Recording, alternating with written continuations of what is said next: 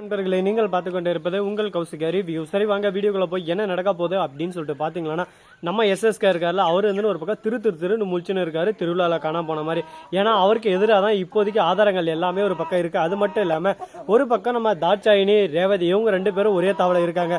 ரேவதி எல்லா உண்மையும் சொன்னா தாட்சாயினியோட நிலைமை என்ன ஆகும்? தாட்சாயினி சும்மா அடின்னு அடிச்சு ஓட விட்டுருவாங்க. இதுக்கப்புறம் தாட்சாயினி பேச்சே பேச முடியாது.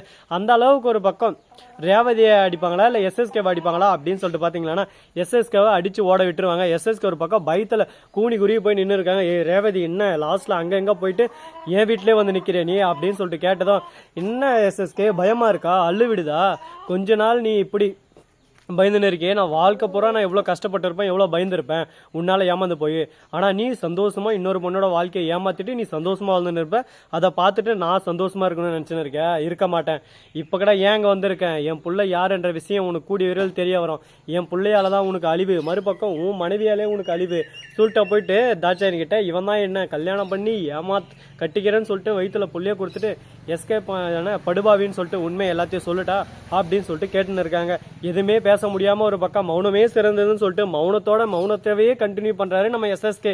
என்ன எஸ்எஸ்கே இப்படி எல்லாம் போனா எப்படி சொல்லு பார்க்கலாம், எல்லாமே ஒரு லிமிட் தான், லிமிட்டுக்கு மேல போச்சுன்னா உனக்கு அடின்னு அடிச்சு ஓட விட்டுருவாங்க பாத்துக்கோ அப்படின்ற மாதிரி தான் ஒரு பக்கம் போயின்னு இருக்கு. இதுக்கப்புறம் நம்ம எஸ்எஸ்கே எப்படி தப்பிக்க போறாரு, என்னென்ன பிளான் பண்ண போறாரு, இதை எந்த விதத்துல கொண்டு போக போறாரு அப்படின்னு சொல்லிட்டு தெரியாம பதட்டமும் பயமும் ரெண்டும் சேர்ந்து ஒரு பக்கம் போயின்னு இருக்குங்க. சரி, இந்த மாதிரி எல்லாம் ஒரு பக்கம் போயின்னு இருந்தாலும் அதே சமயத்துல மறுபக்கம் என்ன நடக்குது அப்படின்னு சொல்லிட்டு பாத்தீங்கன்னா, நம்ம கௌதம் இருக்கார்ல, அவரு வந்து போன கம்பெனி ரொம்ப ஒரு பக்கம் கேவலமாக நடத்திட்டாங்க. இந்த மாதிரி உங்களோட கம்பெனியோட சீக்ரெட் எல்லாமே எனக்கு வேணும், அதை வச்சு நாங்கள் இன்னும் எங்கள் கம்பெனியை வந்து க்ரோத் பண்ணுவோம், நீங்கள் மந்த்லி 25,000 உங்களுக்கு தந்துடுறோம் அப்படின்னு சொல்லிட்டு சொல்கிறாங்க. கேவலம், ஒரு கம்பெனியோட சீக்ரெட் எடுத்து இன்னொருத்தங்கிட்ட விற்று தான் சாப்பாடு சாப்பிடணும் எனக்கு அவசியம் இல்லை. அப்படியெல்லாம் ஒரு பொழைக்கிறது ஒரு பொழப்ப.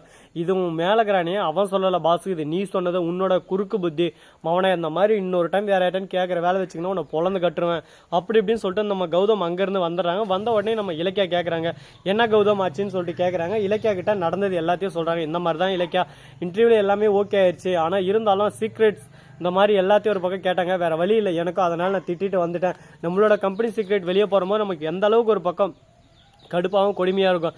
அந்த மாதிரி இந்த கம்பெனியோட சீக்ரெட்டை வந்து வெளியே எடுத்து மற்ற கம்பெனியை வச்சு இதில் ஒப்பிடுறாங்களே, இதெல்லாம் தப்பு இல்லையா அப்படின்னு சொல்லிட்டு பேசிட்டு இருக்காங்க. இதெல்லாம் கேட்கும் போது நீங்கள் பேசுறது எல்லாமே கரெக்ட் தான் கௌதம், நானும் அதே போல தான் கம்பெனி செலக்ட் எல்லாம் ஆகிட்டேன். ஆனால் என்ன போலவே இன்னொரு லேடி வந்திருந்தாங்க, அவங்களுக்கு குழந்தை இருக்கு, ஹஸ்பண்ட் இறந்துட்டு இருக்காங்க, அவங்களுக்கு இந்த வேலை கிடைச்சாதான் அடுத்த வேலை சாப்பாடுன்ற மாதிரி ரொம்ப கஷ்டப்பட்டாங்க. வேற வழி தீரல எனக்கும், அதனால அந்த வேலையை அவங்களுக்கே நான் விட்டு கொடுத்துட்டேன் அப்படின்னு சொல்லிட்டு சொல்றாங்க. இலக்கியா, நம்ம ரெண்டு பேருமே நல்லதாக செஞ்சிருக்கோம், யாருக்கும் எந்த கெடுதலும் செய்யல, யார்த்தையும் அடிச்சு போடுங்களேன், அதனால கவலை வேணாம், இங்கே இல்லைனாலும் இன்னொரு தவளை நம்மளுக்கு வேலை இருக்கும் அப்படின்னு சொல்லிட்டு ஒரு நம்பிக்கை நட்சத்திரத்தோட இவங்க ரெண்டு பேரும் இப்போ வெளியே வராங்க. இந்த வெளியே வர அனுபவம் இவங்களுக்கு புதுசாக இருக்க போதோ இல்லை இன்னும் மேலும் பிரச்சனைகளை உருவாக்க போகிறாங்க, என்னென்ன நடக்க போகுதுன்னு சொல்லிட்டு தெரியல. ஒரு பக்கம் பதட்டம், மறுபக்கம் பயம், இது எல்லாமே சேர்ந்து ஒரு பக்கம் அடின்னு அடிச்சுன்னு இருக்கு. சரி, முடிஞ்சதெல்லாம் முடிஞ்சிருச்சு, இதுக்கப்புறம் என்ன நடக்க போகுது அப்படின்னு சொல்லிட்டு பார்த்தீங்கன்னா, நம்ம எஸ்எஸ்கே இருக்கார்ல, அவர் இருந்துன்னு ஒரு பக்கம் ரேவதி இந்த வீட்டில் எப்படி வச்சுக்கிறது, ரேவதி வந்து அவங்க வீட்டில் வேலை செஞ்சுன்னு இருந்தா லாஸ்ட்டில் நம்மளோட சீக்ரெட் எல்லாமே அங்கே ஒரு பக்கம் இங்க தெரிஞ்சுக்கிட்டு அங்க சொல்லணும், அங்க தெரிஞ்சுக்கிட்டு இங்க சொல்லணும் மாதிரி இருந்தா அது நல்லா இருக்காது அப்படின்னு சொல்லிட்டு தாட்சாயன் சொல்றாங்க. என்ன பேசுறீங்க, அந்த மாதிரி அவன் நினைச்சிருந்தா என் உயிரை காப்பாத்திருப்பாளா, அப்பயே என்ன கொல்றதுக்குன்னு சொல்லிட்டு விட்டு இருக்க மாட்டாளா, இவன் வந்து நம்மளோட எதிரி அப்படின்னு சொல்லிட்டு அவ எதுவுமே திங்க் பண்ணலாம், கடவுள் மாதிரி வந்து என் உயிரை காப்பாத்தினா. அப்படிப்பட்ட ரேவதியை நீங்க சந்தேகப்படுறீங்களா, சந்தேகப்படுறது எந்த அளவுக்கு கேடு கட்ட தனக்கு தெரியுமா அப்படி இப்படின்னு சொல்லிட்டு தாட்சாயினி நல்லவ மாதிரியே பேசுறா. என்ன தாட்சாயினி, ரொம்ப நல்லவ மாதிரியே ஒரு பக்கம் சர்டிஃபிகேட் தரலான்ற மாதிரியே பேசுறே, நீ பண்ண தப்பு தவறு எதுவுமே உன் கண்ணுக்கு தெரியல, ஆனா இப்போ உனக்கு எல்லாம் நல்லதா தெரிஞ்சுன்னு இருக்கு. பாப்பா என்னமா நடிமா உன் நல்ல மனசுக்கு எல்லாமே நல்லதா தான் நடக்கும் அப்படின்ற மாதிரி தான் இருக்கு. ரேவதி சடனா உள்ள வந்து இதுக்கு தான் நான் சொன்னேன், அப்போவே நான் போயிடுறேன்னு சொல்லிட்டு நான் வரமாட்டேன்னு பார்த்தீங்களா, இவரும் அதே தான் சொல்றாரு, இதுக்கு தான் நான் சொல்றேன் மேடம், நான் கிளம்பிடுறேன், என்னால் எதுக்கு உங்க வீட்டில் உங்களுக்கு சண்டை அப்படின்னு சொல்லிட்டு. ஐயோ ரேவதி, அப்படியெல்லாம் ஒண்ணுமே இல்லை, எஸ்எஸ்கே உங்களை பத்தி தெரியாம புரியாம பேசின்னு இருக்காரு, மற்றபடி உங்களை பத்தி தெரிஞ்சு புரிஞ்சு நான் இருக்கல, நான் எடுத்து சொல்லிக்கிறேன், நீங்க எதுக்கும் கவலைப்படாதீங்க, நீங்கள் எவ்வளோ நல்லவங்க அப்படின்ற விஷயம் எல்லாமே எனக்கு தெரியும். இந்த விஷயத்தை எஸ்எஸ்கேவுக்கு நான் கொஞ்சம் கொஞ்சமாக பொறுமையாக சொல்லி புரிய வச்சேன். எஸ்எஸ்கேவுக்கு என்ன பயம்னா அவர் வந்து எல்லாருக்கும் ஒரு பக்கம் கெடுதல் நினச்சினேன். உண்மை ரியாலிட்டி இதுதான். நல்லதே நினச்சாலும் எங்கே கெட்டதான் நடக்குது அப்படி இப்படின்னு சொல்லிட்டு ஒரு பக்கம் வாயிலே வட சுட்டு இருக்காங்க.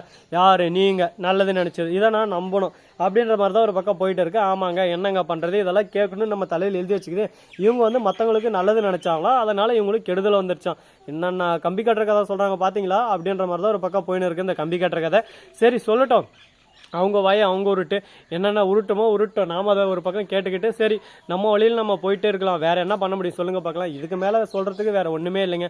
அடுத்தது என்ன பண்ணலாம் ப்ராசஸ்ன்னு சொல்லிட்டு அடுத்தடுத்த விஷயத்தை தான் நம்ம யோசிச்சுன்னு போய் ஆகணும். அந்த மாதிரி ஒரு காலகட்ட சூழ்நிலை இப்போதைக்கு தள்ளப்பட்டு இருக்கும். சரி அடுத்து என்ன நடக்க போகுது ஏது நடக்க போகுது அப்படின்ற விஷயத்தை நம்ம நேர்கொண்ட பார்வையில் பார்த்து தெரிஞ்சுக்கலாம். இதுக்கப்புறம் என்ன நடக்க போகுது அப்படின்னு சொல்லிட்டு பார்த்தீங்கன்னா, நம்ம கௌதம் இருக்கார்ல, அவர் வந்து இன்னொரு கம்பெனிக்கு இன்டர்வியூக்கு போகிறாரு. அங்கே போய் என்ன பண்ணுறாரு அப்படின்னு சொல்லிட்டு பார்த்தீங்கன்னா, அங்கே போய் நல்லா ஸ்பீச் எல்லாமே ஒரு பக்கம் நல்லா இருக்குது. ஆனால் இவர் பண்ணுற ஒரு மிஸ்டேக்கால் அவர் வாழ்க்கையை தலைகீழாக தூக்கி போடணும்னு சொல்லிட்டு அவர் எதிர்பார்க்கவே இல்லைங்க. அப்படி கௌதம் என்ன மிஸ்டேக் பண்ணார், என்னடா ஆச்சு அப்படின்னு சொல்லிட்டு பார்த்தீங்கன்னா, கௌதம் எல்லாமே நல்லதே நடக்கும் நல்லதே நினைப்போம்னு சொல்லிட்டு நினைக்கிற ஆள். ஆனால் அவருக்கு அந்த மாதிரி நினைக்கலைங்க. எல்லாமே அவருக்கு நெகட்டிவாக தான் நடந்திருக்கு. இப்போ என்ன பண்ணுறது ஏது பண்ணுறதுன்னு சொல்லிட்டு தெரியாமல் கூனி குருவி போய் உட்காந்து இருக்காரு. ஐயோ என்னடா இது நம்ம வாழ்க்கையில் இந்த அளவுக்கு ஒரு பக்கம் கஷ்டம் நஷ்டம் துக்கம் துயரம் எல்லாமே ஒரு பக்கம் வருது அப்படின்னு சொல்லிட்டு வேதனையில் நொந்து நூடுல்ஸ் ஆகிட்டாங்க. இதுக்கப்புறம் என்ன பண்ண போகிறாங்கன்னு சொல்லிட்டு தெரியலைங்க. ஆனால் நல்லதே நடக்கும் அப்படின்னு சொல்லிட்டு நினச்சின்னு இருக்காங்க. இந்த வீடியோ உங்களுக்கு பிடிச்சிருந்தா லைக் பண்ணுங்கள், கமெண்ட் பண்ணுங்கள், ஷேர் பண்ணுங்கள், டிண்டிங் பெல்லை தட்டி விட்டு போங்க. அப்போ தான் நான் போகிற அடுத்தடுத்த வீடியோ உங்களுக்கு உடனுக்குடன் நோட்டிஃபிகேஷனில் வந்து கொண்டே இருக்கும். மிக்க நன்றி. தேங்க்ஸ் ஃபார் வாட்சிங். Tata C you. நன்றி வணக்கம் வந்தனம் வருக தருக.